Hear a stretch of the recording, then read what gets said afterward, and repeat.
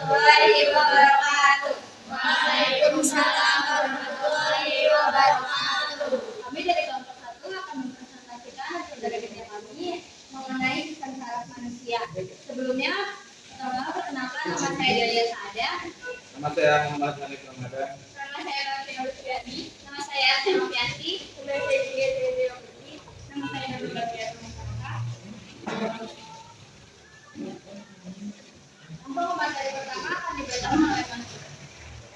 Sistem saraf merupakan jaringan kompleks yang memiliki peran penting untuk mengatur setiap kegiatan dalam tubuh. Dalam sistem saraf terdiri atas dua jenis sel, yaitu neuron dan neuroglia. Sel saraf atau neuron adalah unit fungsional sistem saraf dan sel yang membentuk sistem saraf. Fungsinya untuk mengoordinasi dan mengendalikan berbagai fungsi tubuh. Juga terlibat dalam proses komunikasi yang meliputi konsep tentang tanggapan sel terhadap rangsangan dan sekelilingnya yang disebut dengan timbulnya reaksi di dalam sel. Neuron berbentuk sederhana dan memiliki rangsang saraf sekitar 100 miliar neuron habis dalam tubuh manusia. Jumlah neuron tetap sama seperti miliar. Sebagai bagian neuronnya. Dari ini yang ini, nukleus yang biru lagi, akson biru yang berjalurnya ke sel menutupi saraf mielin dan sel sambungan. Pada sel yang reaksi, halusan sel yang ada di dunia dengan akson.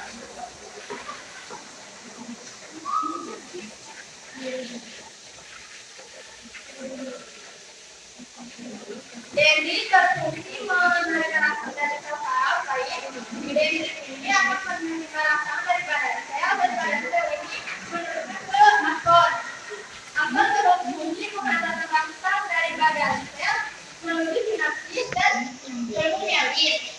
Sel saraf ini berfungsi menghasilkan mielin. Sedangkan sel mielin berfungsi untuk melindungi akson dan memberi fungsi dari akson ini ke arah nodus transfer berfungsi untuk mempercepat hantaran rangsangan ini. Sinapsis berfungsi meneruskan rangsangan ke sel saraf selanjutnya. Ke sel saraf ini.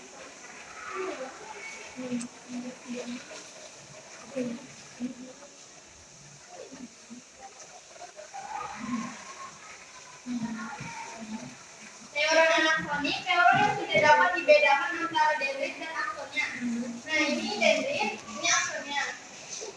Neuron yang kedua, neuron bipolar. Neuron yang memiliki dua ekstensi, satu akson dan satu dendrit. Nah, ini satu akson dan satu dendrit. Akson sama dendrit. Yang ketiga, neuron unipolar. Neuron yang memiliki satu buah akson yang bercabang. Nah, ini neuronnya, ini akson dan ini dendrit yang bercabangnya. Neuron unipolar, neuron yang memiliki satu akson dan lebih dari satu dendrit. Nah, ini dendritnya melebihi kayak cabang-cabang itu. Selanjutnya akan dibacakan oleh F. Berdasarkan fungsinya. Yang pertama, neuron sensorik, yaitu aferen. Neuron yang berfungsi untuk menerima rangsangan dari luar tubuh yang kemudian disampaikan ke otak. Otak kemudian memberi respon sesuai dengan rangsangan yang diterima sebelumnya. Artinya, neuron sensorik adalah sel saraf yang merasakan berbagai rangsangan. Neuron sensorik memiliki dendrit yang panjang dan akson yang pendek. Secara garis besar, saraf sensorik manusia berperan dalam proses melihat, mendengar, mencium bau, serta merasakan sentuhan fisik. Oke, neuron sensorik memiliki dendrit yang panjang dan akson yang pendek. Nih, memiliki dendrit yang panjang dari sini ke sini, dan akson yang pendek. Ini akson. Lanjut. Yang kedua, neuron motorik atau eferen. Neuron yang berfungsi untuk menghantarkan rangsang dari sistem saraf pusat ke alat-alat tubuh atau otot atau kelenjar hasilnya berupa tanggapan tubuh terhadap rangsangan tertentu yang juga sering disebut reaksi atau gerak. Neuron motorik memiliki dendrit yang pendek dan akson yang panjang, letaknya di otak, tulang belakang, dan jaringan otot. Sistem kerja saraf motorik manusia memungkinkan tubuh melakukan berbagai aktivitas gerak tubuh seperti berjalan, berbicara, dan menelan. Dan neuron motorik memiliki dendrit yang pendek dan akson yang panjang. Nah, ini dendritnya yang pendek dan akson yang panjang. Lanjut. Yang ketiga, neuron konektor atau interneuron. Neuron yang berfungsi untuk menghubungkan neuron sensorik dan neuron motorik. Interneuron memiliki dendrit yang panjang dan akson yang pendek. Interneuron mampu bekerja dengan sendirinya tanpa rangsangan dari manusia. Prosesnya dengan membagi sistem saraf tepi yang membawa informasi motorik ke organ dan kelenjar yang terdapat di dalam tubuh. Secara garis besar, interneuron ini berperan dalam mengatur proses tubuh seperti tekanan darah, detak jantung, dan laju pernapasan. Letaknya di susum tulang belakang.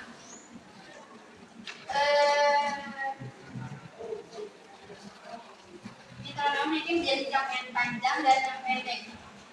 Dendrit yang panjang dan akson yang pendek. Lanjut. Nah, baik.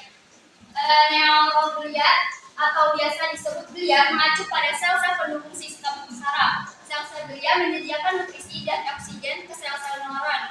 Juga menyediakan isolasi listrik melalui akson neuron. Jumlah neuroglia pada vertebrata yang lebih tinggi adalah 5 hingga 10 kali jumlah neuron. Jumlah neuroglia berkurang dengan bertambahnya usia. Nah, baik, yang sebelah sini, yang ujung sini adalah dendrit, dan yang lingkaran ini adalah nukleus. Yang berada di sini, titik-titik ini adalah badan sel, dan yang pink ini, warna pink ini adalah astrosit, dan yang biru ini adalah oligodendrosit, dan yang kuning ini tengah-tengah ini adalah akson. Lanjut. Sini astrosit atau astroglio, jenis sel glia yang paling banyak terdapat dalam sistem saraf pusat. Astrosit memberikan dukungan secara fisik terhadap neuron, memperkuat ketaatan neuroglia pada neuron. Astrosit juga membersihkan substansi perwarisan sifat dari induk ke keturunannya yang tidak berguna di dalam otak karena ia memiliki sifat fagosit atau pemakan sel.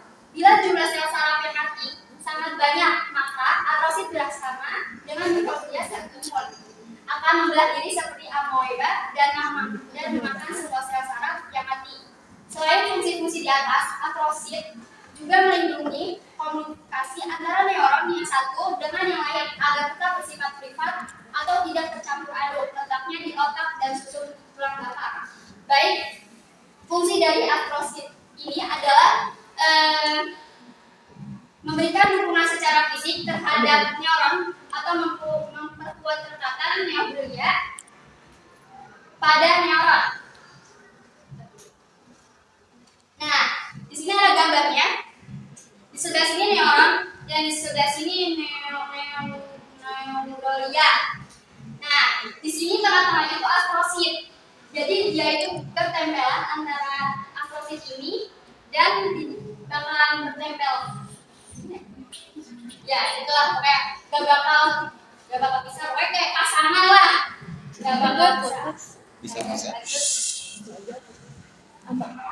Oke, selanjutnya dilanjutkan oleh Adi.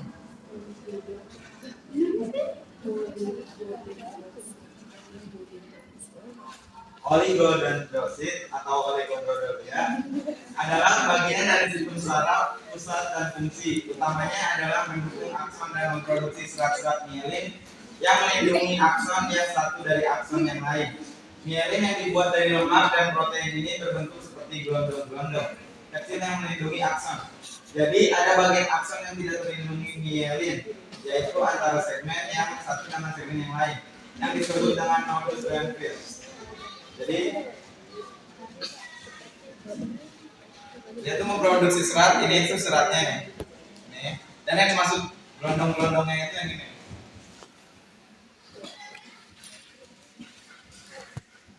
Fungsi oligodendrosit adalah membentuk beberapa segmen sekaligus dengan melilit akson dengan beberapa kali lilitan mielin sehingga membentuk gelondong. Nah, ini gelondongnya. Yang tidak dimaksudnya itu yang lanjut. Nah, ini tuh namanya oligodendrosit. Nah, ininya secara di zoom ya kalau pakai ini seratnya dia itu akan melilit pada aksonnya di sini. Nah, ini yang tidak terlilit itu namanya node of Renfield.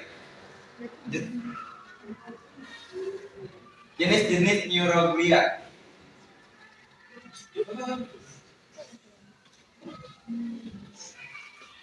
Astrosit adalah sel berbentuk bintang dengan banyak proyeksi neuron dan ujung sinapsisnya dipegang erat oleh proyeksi astrosit. Proyeksi ini menempelkan neuron ke kapiler darah, memfasilitasi transportasi nutrisi dan oksigen. Astrosit mengatur lingkungan kimia eksternal. Neuron dengan mendaur ulang neurotransmitter, senyawa kimia dalam tubuh yang berfungsi membawa dan mengirimkan pesan antar neuron atau dari neuron ke berbagai jaringan tubuh seperti otot dan menyeimbangkan jumlah jam. Jadi secara berbentuk bintang itu dan banyak proyeksi astrosetnya itu yang ini. Terus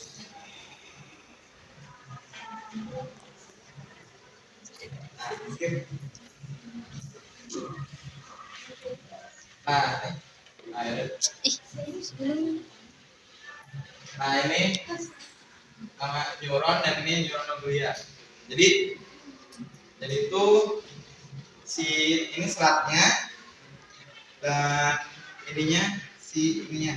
Jadi neuron dan neuronoglia ditempelkan menggunakan media astrosit.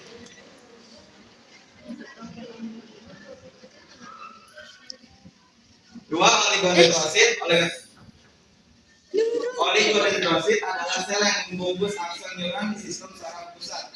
Proyeksi oligodendrosit membungkus beberapa kali di sekitar akson. Karena mereka memiliki beberapa proyeksi, setiap proyeksi melingkari akson dari beberapa neuron.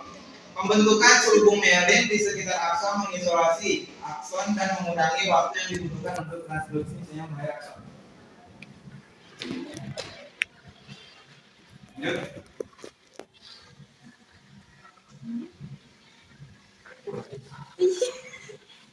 Kan tadi dijelaskan bahwa oligodendrosit ini adalah sel yang membungkus akson neuron di sistem saraf pusat. Nah, oligodendrosit itu yang ini dia membungkus akson di kayak gini. Terus karena mereka memiliki beberapa proyeksi, setiap proyeksi melingkari beberapa akson dan beberapa neuron. Terus pembentukan selubung mielin di sekitar akson mengisolasi akson dan mengurangi waktu yang dibutuhkan untuk transduksi sinyal melalui akson. Lalu jenis yang ketiga adalah mikroglia. Sel-sel mikroglia adalah sel kekebalan tubuh di otak, berperan penting dalam membersihkan materi mati setelah cedera otak. Mikroglia memfagosit atau memakan sisa-sisa neuron yang terluka, yang dapat mencegah kerusakan penyebaran ke neuron tetangga, dan jika terjadi akan menyebabkan degenerasi atau perubahan keadaan secara fisik dan ilmiah saraf yang lebih luas. Lalu ada sel pendimal. Sel pendimal ditemukan di ventrikel sistem saraf pusat. Sel-sel ini berfungsi sebagai penghalang permeabel, benda yang tidak memungkinkan seperti cairan, gas, dan butiran masuk antara sel-sel yang mendasarinya dan cairan cerebrospinal. Cairan ini yang yang berada di dalam dan sekitar otak serta sumsum tulang belakang yang berfungsi menjaga otak tetap berada di posisi dan sebagai bantalan untuk melindungi otak dari cedera. Pergerakan silia dalam sel epifisial terlibat dalam sirkulasi cairan cerebrospinal, yaitu bertugas untuk menggerakkan cairan cerebrospinal melalui sistem ventrikal otak. Terus di sini ada neurologia dalam sistem saraf perifer. Yang pertama di sel sekuan secara fungsional bersama oligodendrosit di sistem saraf pusat mengisolasi akson. Selain itu, sel-sel sekuan secara fungsional bersama sel-sel mikroglial di sistem saraf pusat membersihkan sisa-sisa neuron yang buruk. Selanjutnya kami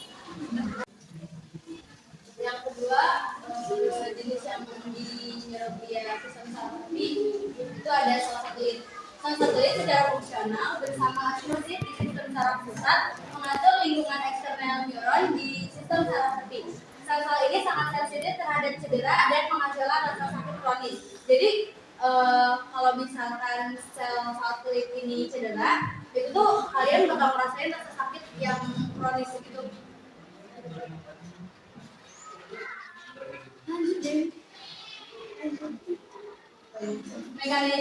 Kita lanjut ke materi ketiga, yaitu mekanisme pengantaran influx. Yang pertama kita bahas pengertian dulu ya. Rangsangan atau impuls adalah suatu perubahan yang diterima tubuh baik dari luar atau dalam.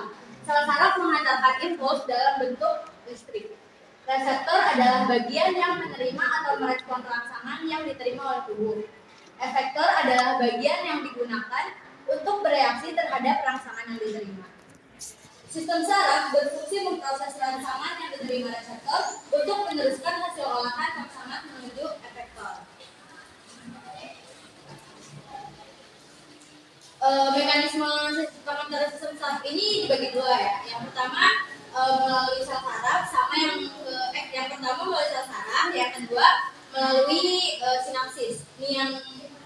Ini mekanisme pengantaran lewat sel saraf. Yang pertama, jika tidak ada rangsangan, sel saraf dalam keadaan polarisasi atau istirahat. Ketika tidak, ini neuron ya, ini neuron, terus ini ada akson.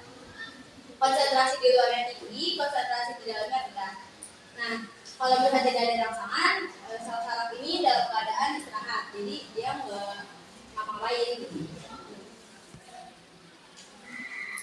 Terus yang kedua, ketika ada rangsangan, sel saraf melakukan depolarisasi. Depolarisasi itu ialah kembalikan muatan sel dengan meningkatnya permeabilitas atau kemampuan bantuan untuk dapat meloloskan ke lidah membran sehingga dapat memasukkan ion Na+. Nah, kan di pembahasan sebelumnya bahwa di sel ini tuh ada sel sel ependimal. Sel ependimal itu kan sel di mana dia itu melindungi supaya biar nggak ada cairan atau benda apapun yang masuk ke dalam neuron atau neuroglial ini. Nah, kalau misalnya ketika ada rangsangan, maka si sel saraf ini melakukan depolarisasi biar dapat meloloskan fluida yang berbentuk ion Na+. Nah, jadi ketika ion Na+-nya masuk, si selnya ini melakukan depolarisasi, jadinya dia mencampur ke sini. Terus yang ketiga, depolarisasi ini menimbulkan potensial aksi dan daerah itu berpindah secara menjulur sepanjang perjalanan impuls. Jadi kalau harus dari sini, nanti dia bakal ke sini dan ke sini dan seterusnya.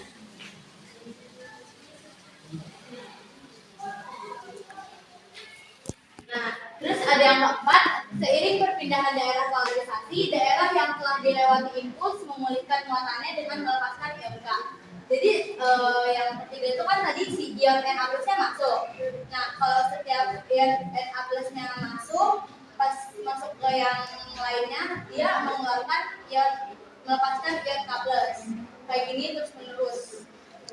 Terus yang kelima, sel saraf yang telah dilewati impuls mengalami masa refraktor, yaitu tidak peka rangsangan karena melewati masa pemulihan.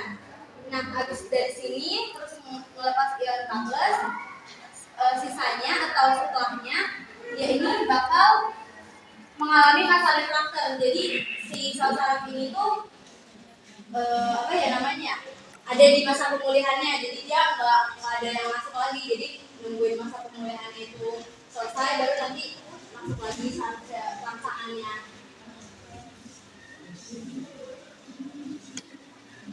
Selanjutnya kan dibacakan lagi.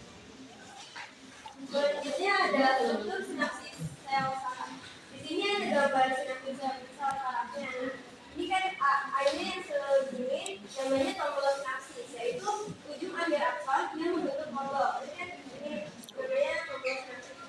Terus ada B itu yang ini kecil namanya neurotransmitter, yaitu zat kimia pengantar imun antar sel saraf yang dihasilkan sel saraf prasinapsis.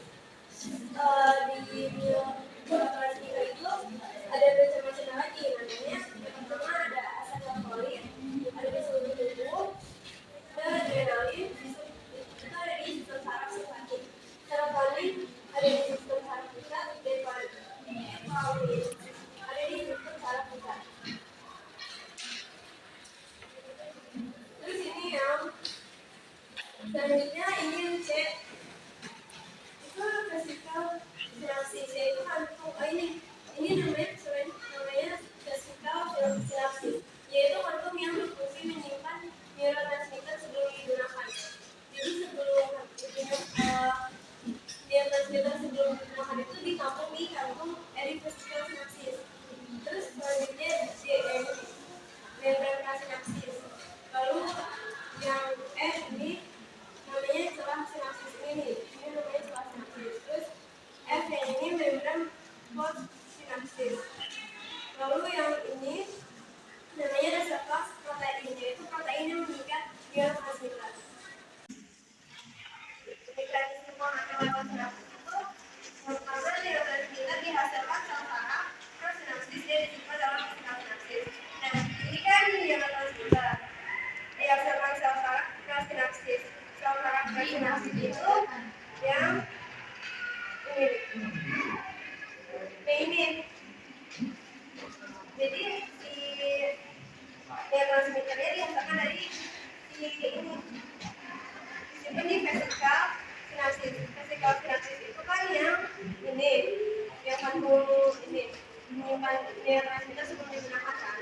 Habis itu ketika ini tuh dari tombol sinapsis, tombol sinapsisnya ini membran prasinapsis meningkatkan permeabilitas membran sehingga Ca2+ dapat masuk. Jadi pas si tombol sinapsis ini meningkatkan permeabilitas itu membrannya permeabilitas membran, jadi si Ca2+ itu nanti masuk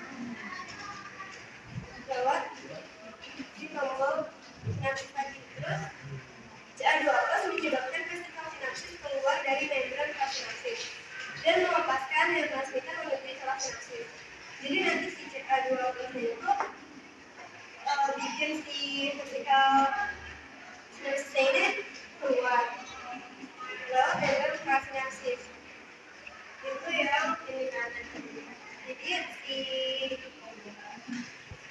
Jadi si neurotransmitternya itu yang ini ya, keluar lewat celah-celahnya ini tadi. Terus neurotransmitter kemudian diterima reseptor protein pada membran prasinapsis dan input selanjutnya ke sel saraf. Jadi setelah neurotransmitternya melalui proses yang lain, nanti dia bakal dilanjutin ke sel saraf yang berikutnya.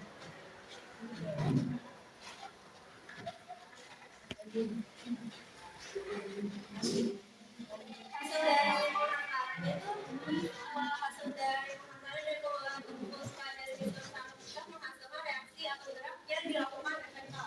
Efektor itu sel atau organ yang menghasilkan tanggapan terhadap rangsangan.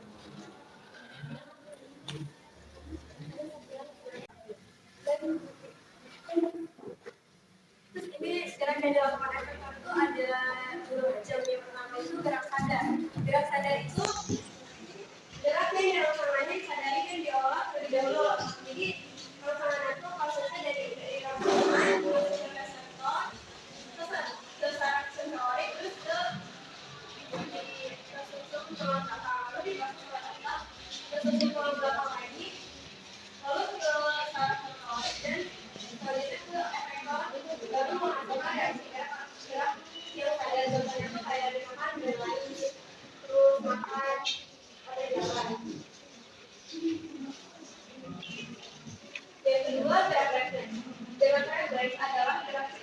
juga yang terjadi karena adanya rangsangan signifikan sehingga rangsangan tidak jauh lebih dulu.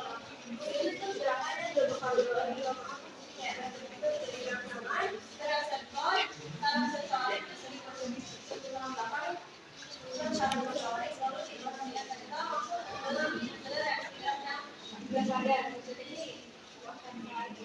itu satunya tuh kayak bumbunya atau berkedip, berkedip batuk atau bersih. Ya.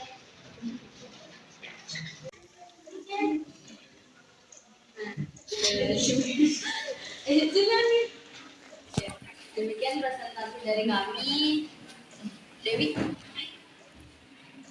Terima kasih. Ada yang mau ditanyakan?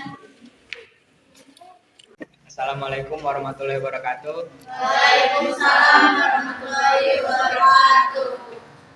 Perkenalkan, nama saya Haikal Dava Putra. Saya dari kelompok 3. Saya ingin bertanya, apa itu membran prasinapsis, celah sinapsis, dan membran sinapsis? Membran apa?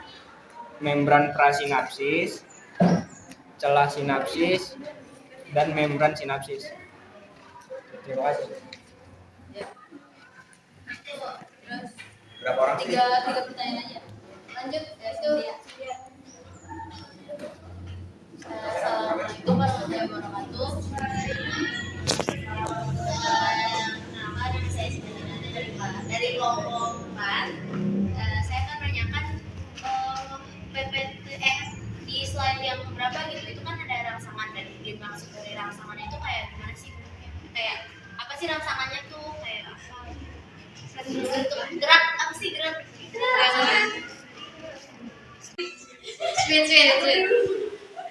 Sweet. Yang bimbang ya.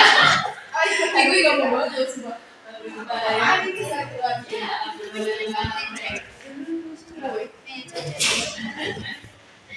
Assalamualaikum warahmatullahi wabarakatuh. Waalaikumsalam warahmatullahi wabarakatuh. Perkenalkan, saya Bulan Pilih dari kelompok 2. Izin bertanya, ke organ dan kelenjar mana neuron konektor membawa informasi motorik?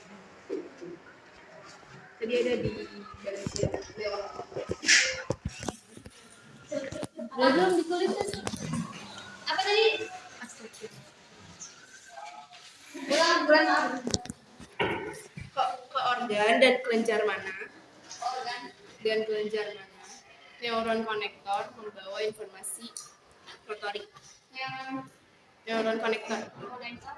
membawa informasi motorik. Terima kasih. Saya akan menjawab pertanyaan dari Haikal. Apa itu membran prasinapsis? Permukaan membran tombol sinapsis disebut sebagai membran prasinapsis yang berfungsi melakukan transmisi rangsangan. Lalu, apa itu sinapsis? Sinapsis adalah titik temu selang terminal akson salah satu neuron dengan neuron lain. Lalu, apa celah sinapsis? Nah, ada celah kecil di ujung neuron yang memungkinkan perpindahan sinyal dari sel prasinapsis menuju sel postsinapsis.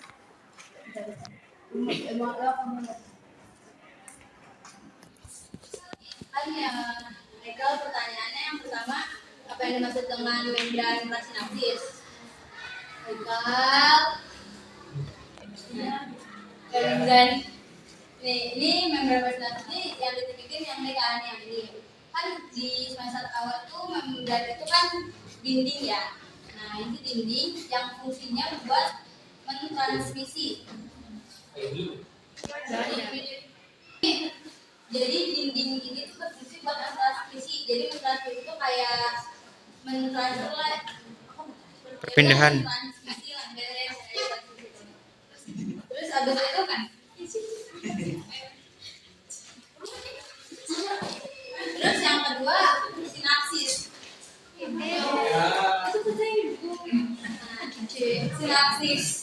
Sinapsis itu kan titik temu selang terminal akson dan salah satu neuron dengan neuron lain. Ini tuh jadi sinapsis. Ini tuh namanya sinapsis. Itu bertemu sama dendrit. Nah, jadi kayak saya ujungnya lah ujung yang menyatu. Ya ampun.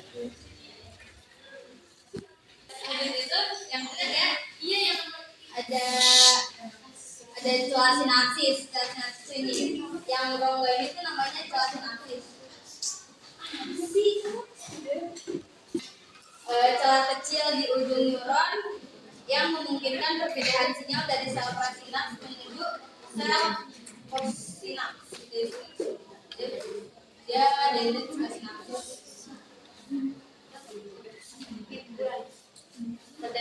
Saya kan udah pertanyaan dari Cynthia, katanya tuh apa itu pasangan. Pasangan itu impuls atau pesan dari lingkungan luar kayak misalkan perubahan suhu, terus debu atau kayak semacam aroma bau gitu. Jadi kayak misalkan kita nyium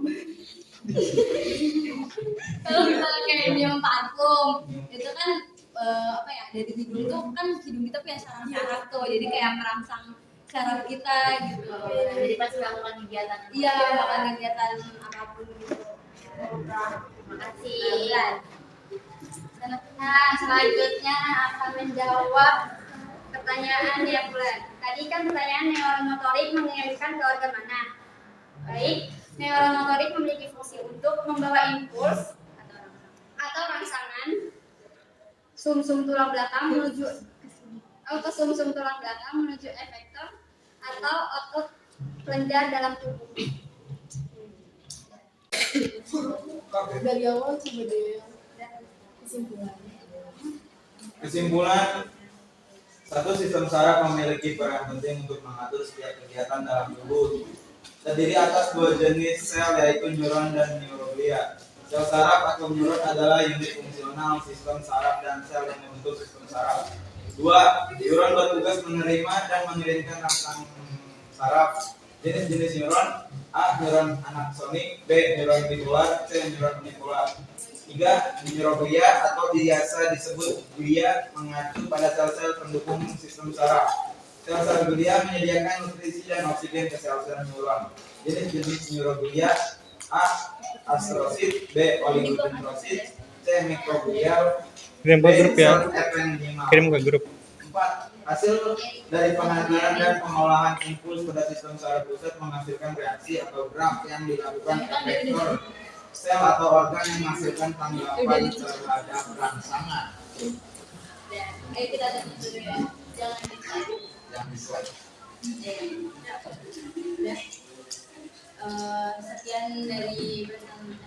Sekian presentasi dari kelompok kami. Mohon maaf apabila ada kekurangan kata atau kesalahan kata.